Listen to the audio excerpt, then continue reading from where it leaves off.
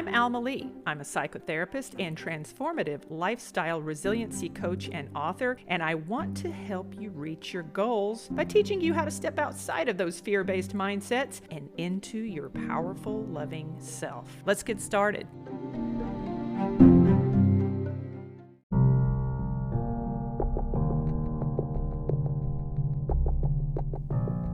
Hey guys, welcome back from Fear to Love. Let's get into it. Loosely connected to the last two episodes, Wake Up and Planting a Seed, this is also a discussion about the need for spiritual healing, spiritual growth, and basically getting out of your fear mindset and into a love mindset through doing your shadow work. Have you ever heard of the need to engage your shadow self? Do you know what your shadow is? Let me explain a little bit in this short 20-minute podcast. What your shadow is your authentic self. All of it. Your bruises, your insecurities, your lack of validation, your lack of worth, the parts of yourself that you're embarrassed or ashamed of, the real, authentic, damaged version of you. And that's why you have to work on it, because you don't want to carry that around your whole life. And if you don't know that it's damaged and you don't know that you should work on it, then you will continue to go through life working from a space of that shadow self. You know, I work a lot with clients who, they'll show up in session and they have insecurities, they have a low sense of self-worth, they have a lack of self-confidence, and they're not certain where it comes from. They just are programmed to believe that they are worth less than other people. And so this stems from my cognitive behavioral therapy work, where we disentangle those belief sets and we find out where they come from. And they come from the shadow self. The shadow self is essentially your inner child that has experienced trauma, abandonment, grief, all kinds of horrible things that we carry from our childhood into our adulthood.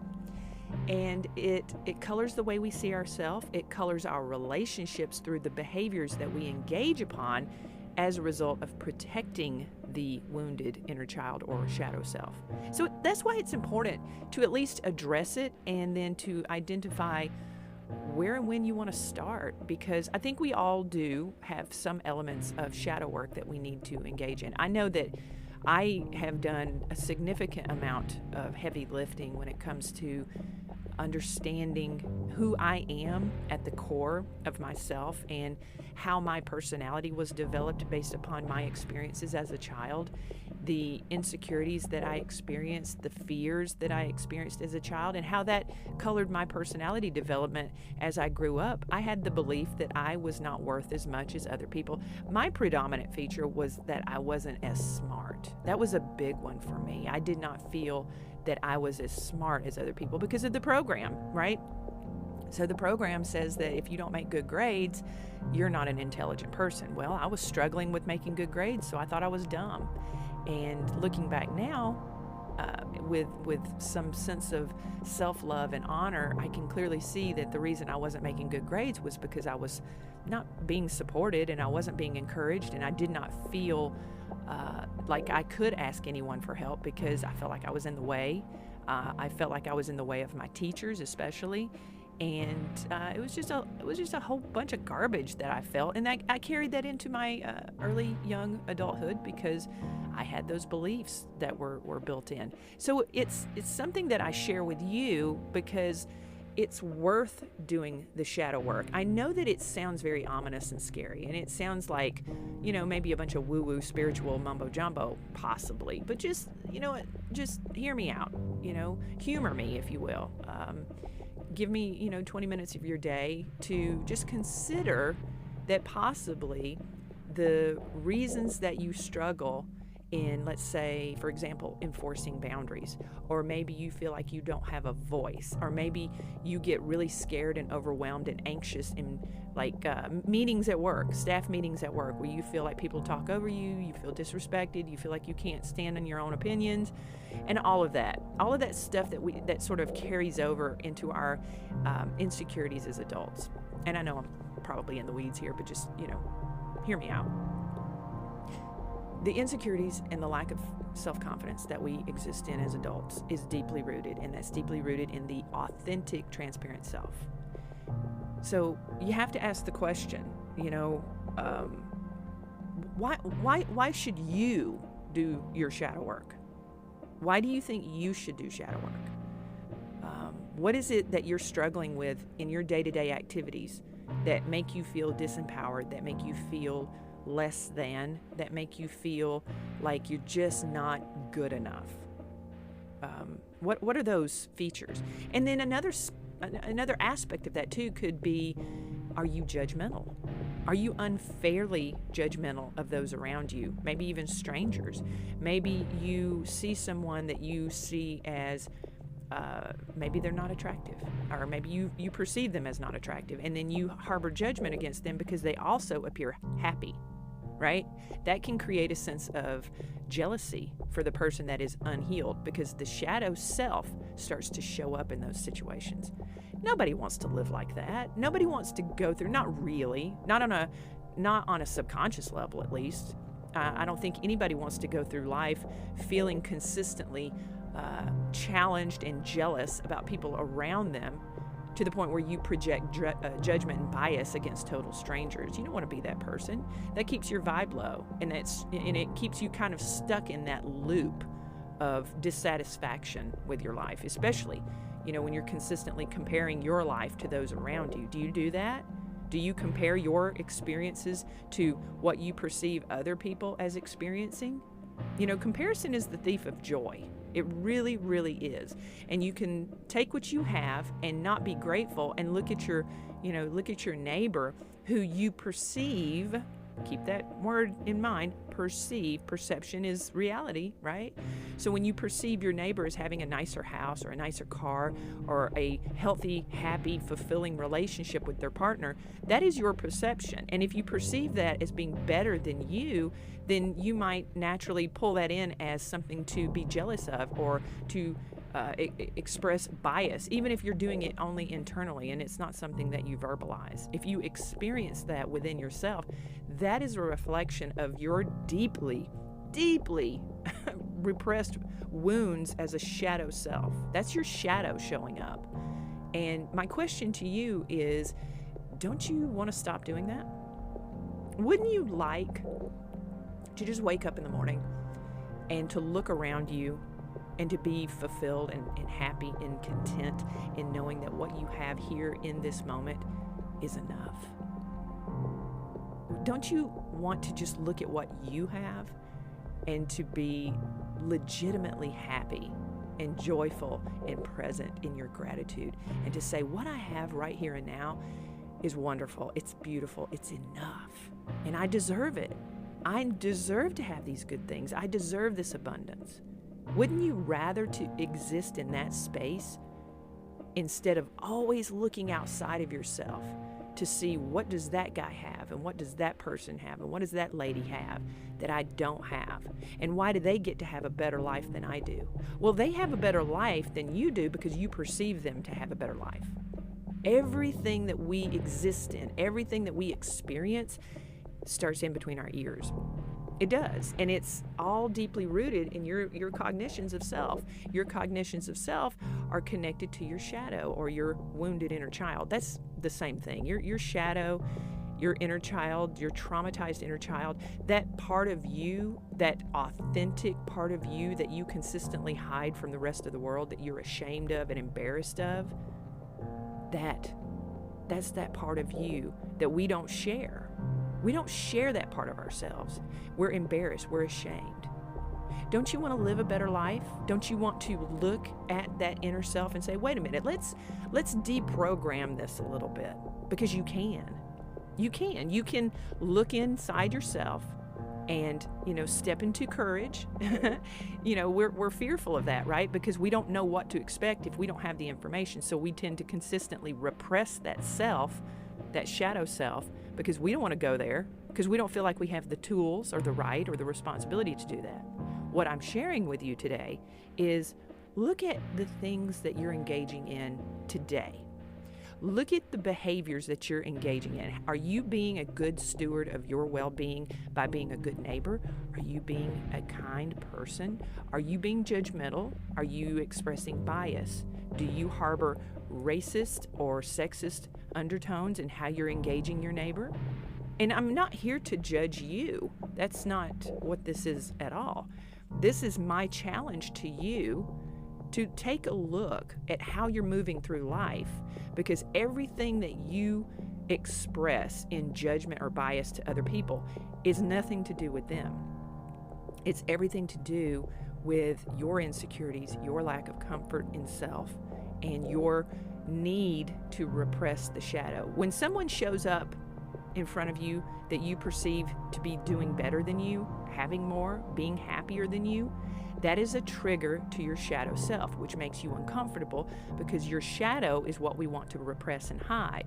And when other people show up in a space of happiness and fulfillment and abundance, and in our perception, we perceive them to have more or be better than we are, that is a direct trigger to what we are trying to hide. So we get defensive, and maybe we express bias or judgment, and we want to push that away, and we want to say, nope, they're wrong. I don't like that. I don't care for that person. I don't like that person. That person makes me uncomfortable.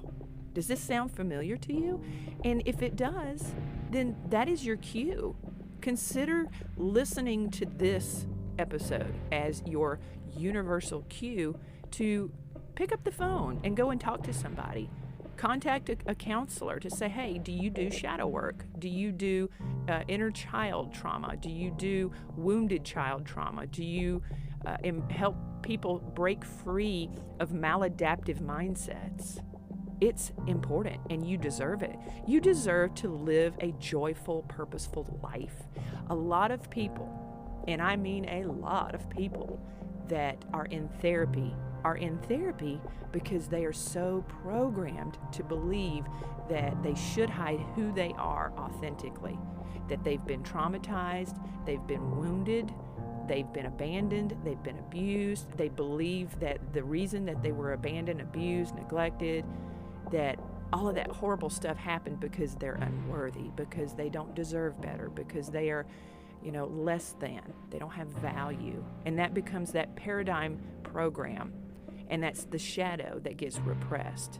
So we expend an exorbitant amount of energy moving through life, shifting our perspectives and creating manipulative dynamics within the course of our day with other people, strangers, coworkers, family members, to try and manipulate them into moving differently so that we continue to protect and repress the shadow.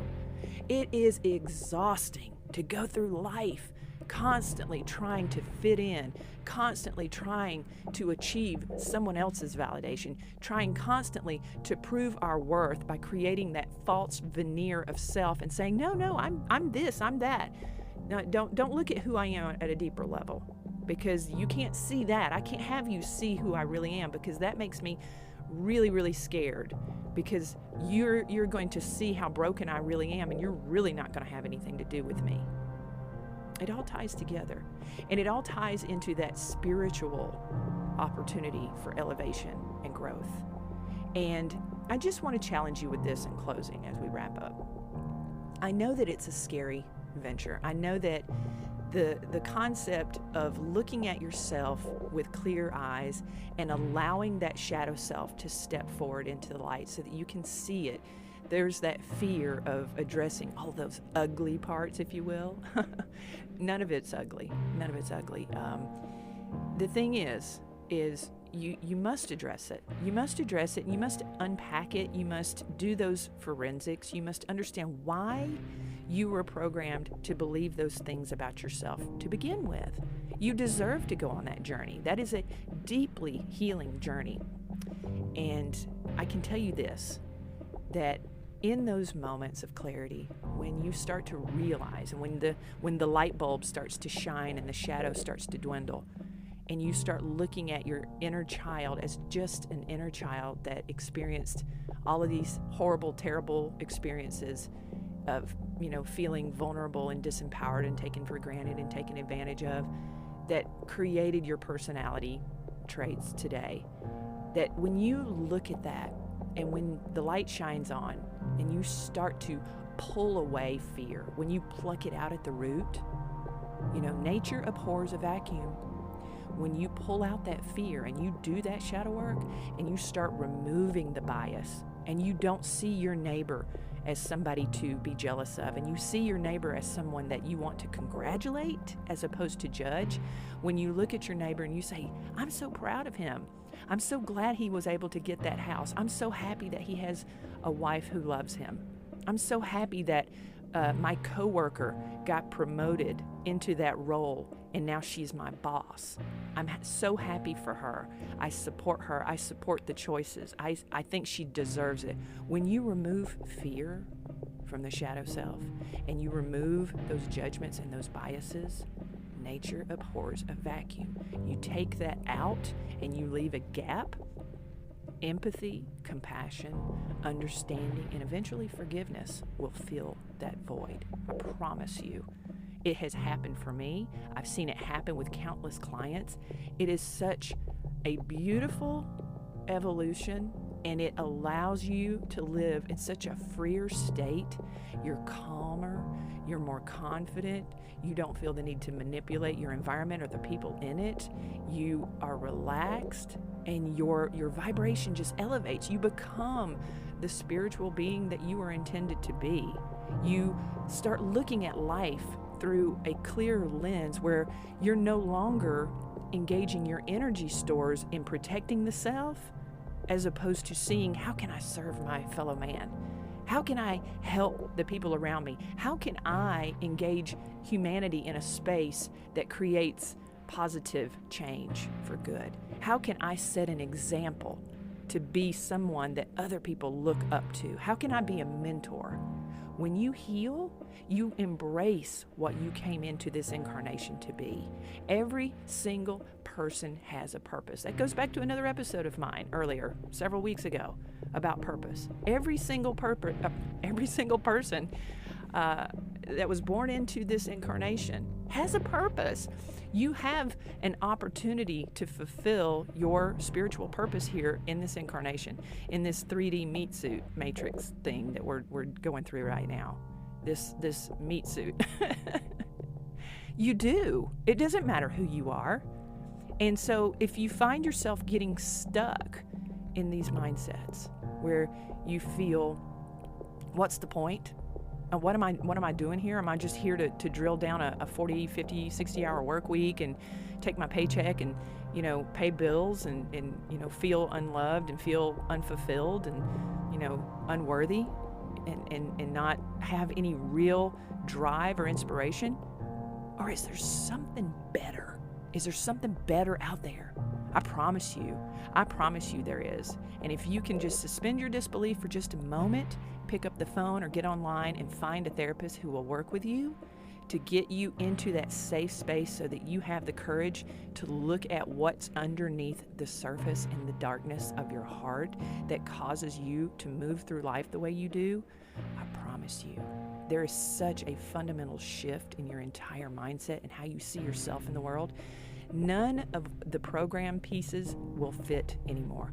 The insecurities that you feel about the way you look, maybe, how much money you earn, your intellect, your disabilities, those types of things, your background, your backstory, your experiences, and then you become such a person who's willing to do the work once you start getting that light turned on. Once that light goes on the shadow, then you start recognizing areas of accountability. Then you start saying, okay, well, because of my pain and because of my shadow, I created these issues. I have these messes that I need to clean up.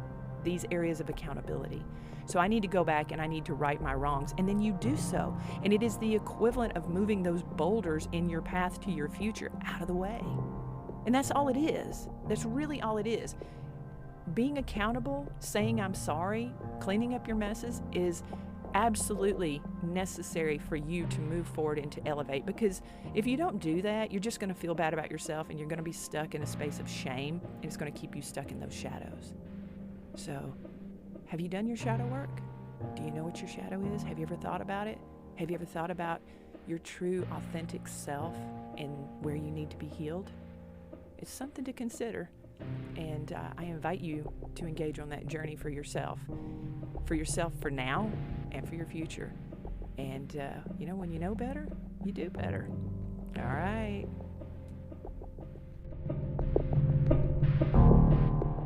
From Fear to Love. This has been an LBM production. Please like, subscribe, and share this show. Thanks for listening.